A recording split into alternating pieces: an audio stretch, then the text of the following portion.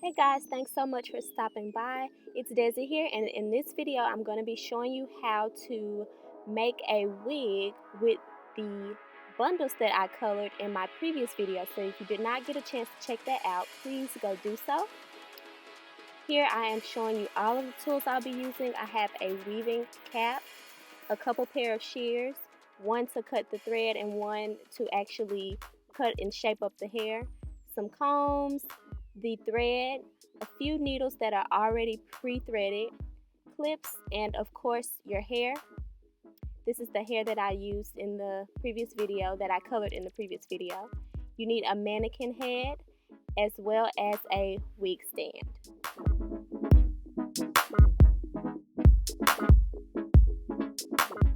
So here I am just taking some T-pins and securing my wig cap to the mannequin head.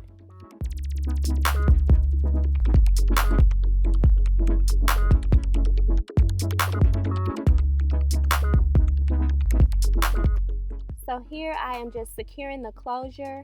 I'm laying exactly where I want it in order to achieve a middle part. And I'm securing that closure with T-pins as well. Now I'm going to start sewing the closure to the actual cap. And here I take the very end of the closure and the very end of the cap and connect them with my thread.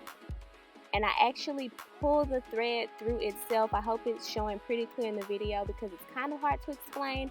I pull the thread through itself just to give some extra reinforcement. And I go back through that maybe 2 or 3 times, and I loop it around like you see me doing here, just to create a nice secure knot.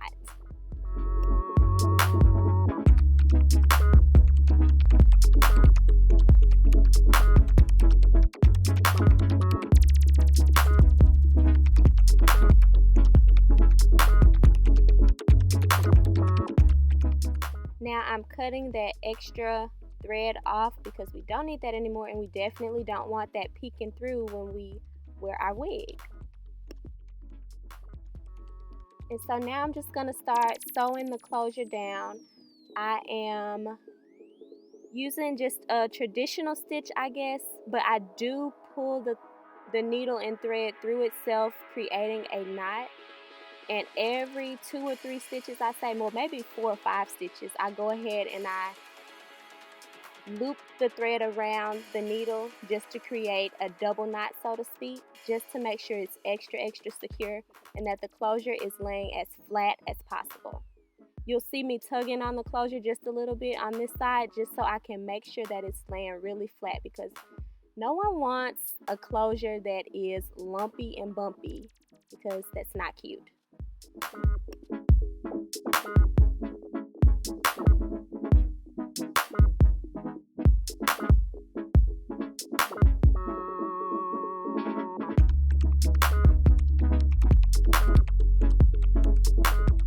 So I'm about to come to a stopping point and go ahead and move over to the other side of the closure, just because you don't want to keep sewing all the way around and creating tension in that one direction.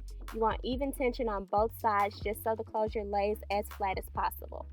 I'm going to go ahead and speed through this because it's really the exact same thing that I did on the other side.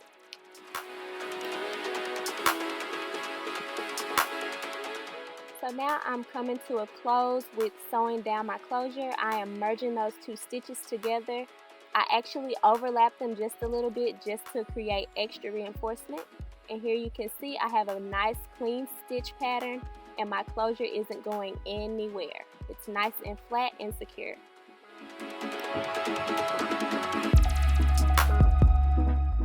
So now I'm going to begin sewing on the bundles. I'm starting with my longest bundle, which I did not color in my previous video, and I explained why in that video, so be sure to go on over to that video and check it out.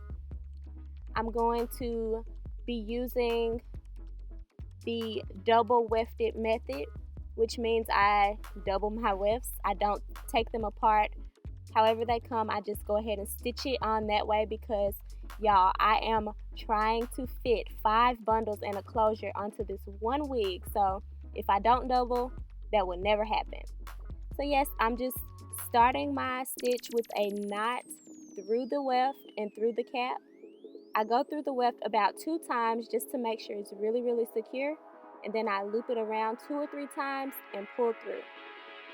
Now I do not sew through the weft throughout the entirety of my stitching. I just do that in the beginning and at the end of each weft just to make it extra secure. Other than that, I go right underneath, and you'll see me demonstrate that here in the video.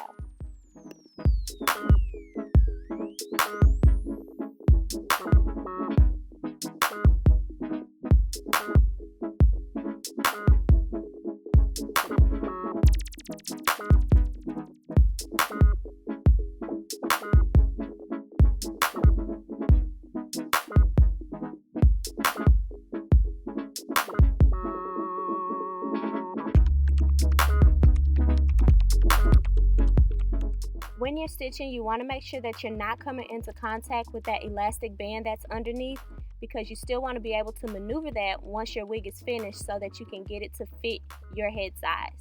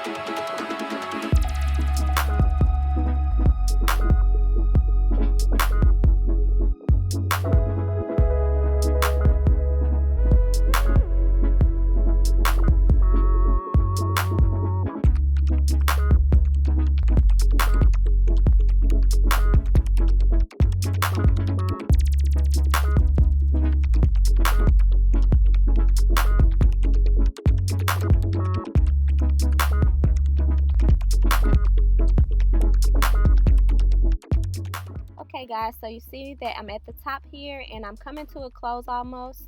I'm just pretty much doing the exact same method, going underneath the weft and bringing the thread and needle through itself, creating a small knot, and every so often going ahead and doubling that knot up to just create a nice anchor.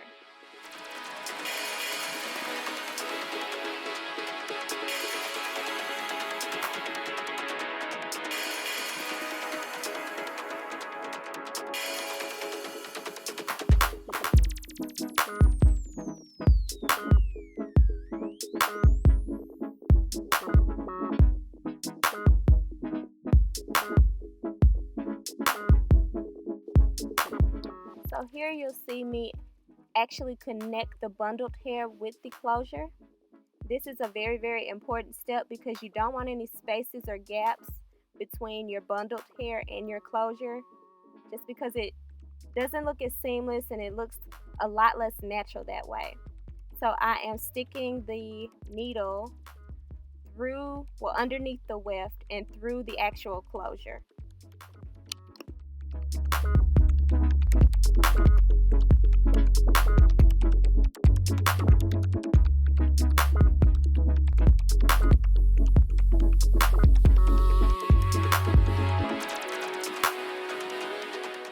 I was having a little bit of technical difficulties for some reason, but I wanted to go ahead and show you all that because sometimes you will run into these issues. You run into knots or what have you, and you got to be able to just deal with it. It won't be as easy as some people makes it look, but yeah, you just keep on rolling once you get it.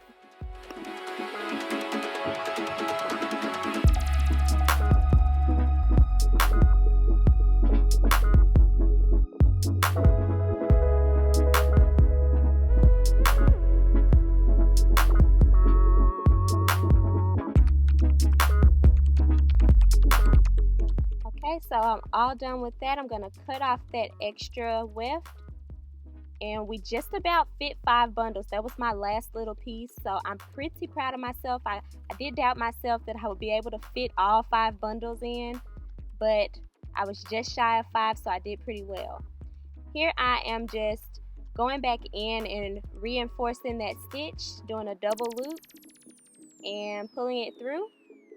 Also, I'm reinforcing the end because there's nothing worse than the end of your weft poking up, and when you comb and brush your hair, you keep getting caught in that weft. That's just so annoying.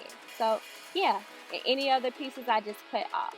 Now here you'll see me cutting off the lace because we don't need that now.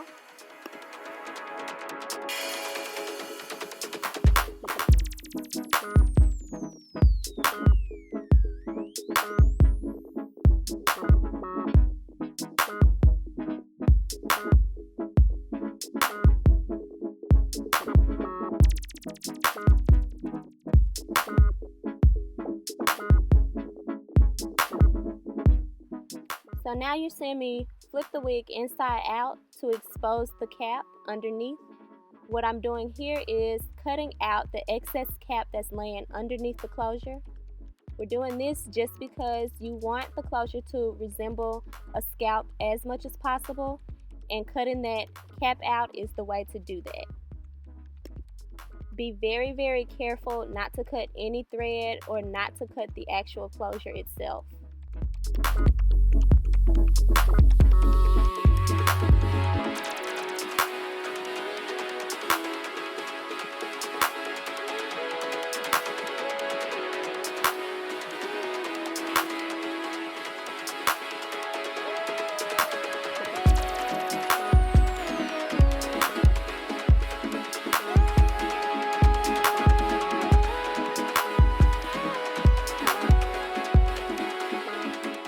So this is what the finished wig looks like, and again, if you would like to see how I achieve this ombre color, be sure to head on over to that video. I'm going to insert a clip here of how it looks when I styled it. Extremely pretty. Curls for the girls, yes honey. Thank you guys so much for watching. Be sure to like, comment, and subscribe for more videos like this one, and I'll talk to you guys later. Bye.